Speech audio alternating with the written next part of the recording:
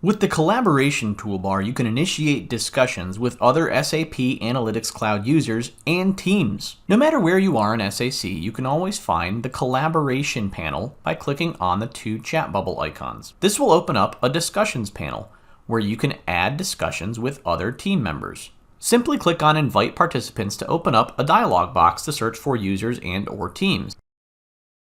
You can then start typing messages to initiate a discussion. Other users can reply, and you can have a discussion in the tool in real time. Using the plus symbol at the bottom of the discussion panel, you can add attachments from your local computer. You can even link stories, allowing you to direct a discussion to be about a particular report.